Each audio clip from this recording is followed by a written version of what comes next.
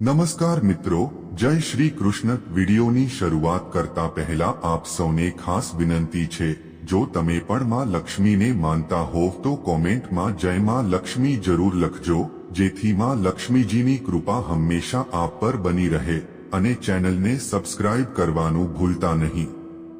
1. મેષ રાશિ। ગણેશજી કહે છે, આ અઠવાડિયામાં સામાજિક કાર્યક્રમોમાં તમારી ભાગીદારી તમને સમાજના ઘણા પ્રભાવશાળી લોકો સાથે સંપર્કમાં રહેવાની તક આપશે।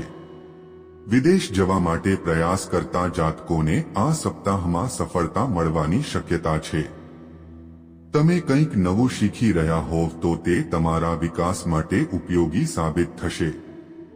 2. વૃષભ રાશિ। ગણેશજી કહે છે, આ સપ્તાહમાં તમને કારકિર્દીમાં આગળ વધવાની કોઈ શુભ તક મળવાના યોગ છે। જ્યારે વિદ્યાર્થી વર્ગને અભ્યાસ પર ધ્યાન કેન્દ્રિત કરવામાં થોડી મુશ્કેલીનો સામનો કરવો પડી શકે છે। જો પરિસ્થિતિઓ તમારી ઈચ્છાથી વિરુદ્ધ જાય છે તો શક્ય તેટલું શાંતિથી ઉકેલ શોધવાનો પ્રયાસ કરો। 3. મિથુન રાશિ। ગણેશજી કહે છે, આ સપ્તાહમાં સ્વાસ્થ્ય માટે શું સારું છે અને શું ખોટું છે તેનો વિચાર કરીને કોઈ પણ નિર્ણય કરજો। આ અઠવાડિયામાં પાછલા કોઈ રોકાણથી તમને મોટો આર્થિક લાભ મળવાની શક્યતા છે। આ સપ્તાહમાં તમે અન્યો પર વધુ ખર્ચ કરશો, જેનાથી આર્થિક ખેંચ પણ અનુભવી શકો છો, માટે સપ્તાહ દરમિયાન ખર્ચ પર કાબૂ રાખવો હિતાવહ છે। 4. કર્ક રાશિ। ગણેશજી કહે છે, આ અઠવાડિયે તમારી ચિંતાઓનું મુખ્ય કારણ માતાપિતાનું નબળું આરોગ્ય હોઈ શકે છે। પરિણીત લોકોને સાસરી પક્ષ તરફથી આર્થિક લાભ મળશે। આ સપ્તાહમાં રૂપિયાને રોકાણ કરતા પહેલા 2 વાર વિચારી લો, અન્યથા તમે તમારું નુકસાન કરી બેસશો। આ સપ્તાહમાં કોઈ ધાર્મિક સ્થળે જઈ શકો છો। 5. સિંહ રાશિ। ગણેશજી કહે છે, આ અઠવાડિયે તમને લાગે છે કે તમારી આસપાસના લોકો તમારી પાસેથી વધુ માંગ કરે છે અને અપેક્ષા રાખે છે। આવી સ્થિતિમાં તમે તેમની દરેક માંગને પૂર્ણ કરવા માટે તમારા પર વધારાના દબાણનો અનુભવ કરશો। આ અઠવાડિયાની શરૂઆતમાં તમારા જીવનની તમામ પ્રકારની આર્થિક મુશ્કેલીઓ દૂર થઈ જશે। 6. કન્યા રાશિ। ગણેશજી કહે છે, ભૂલોથી બોધપાઠ લઈને તમે તમારી કાર્યપ્રણાલીમાં થોડો ફેરફાર લાવશો, જે સારો સાબિત થશે। આ સપ્તાહમાં તમે સોનાના ઘરેણાં, મકાન, જમીન અથવા અન્ય મોંઘી ઉપયોગી ચીજવસ્તુઓમાં રોકાણ કરી શકો છો, જેનાથી ભવિષ્યમાં સારો ફાયદો થશે। તમારા પારિવારિક જીવનમાં ખુશીની લહેર જોવા મળશે। 7. તુલા રાશિ। ગણેશજી કહે છે, આ સપ્તાહ તમારા માટે અનુકૂળ રહેશે। સ્વાસ્થ્યની દ્રષ્ટિએ અઠવાડિયું સામાન્ય કરતાં થોડું વધુ સારું રહેશે।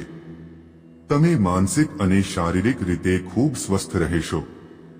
આ સપ્તાહમાં કેટલાક લાંબા ગાળાનો વિચાર કરીને પગલાં ભરી શકો છો, જેનાથી ભવિષ્યમાં ફાયદો થશે।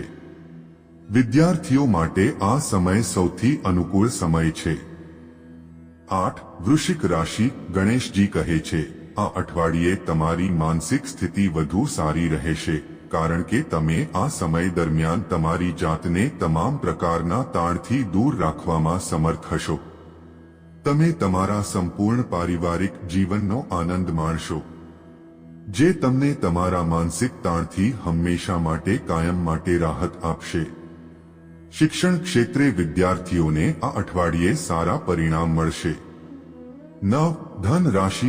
ગણેશજી કહે છે, આ અઠવાડિયામાં તમારે તમારા ખાવા પીવા બાબતે ખાસ ધ્યાન રાખવું પડશે।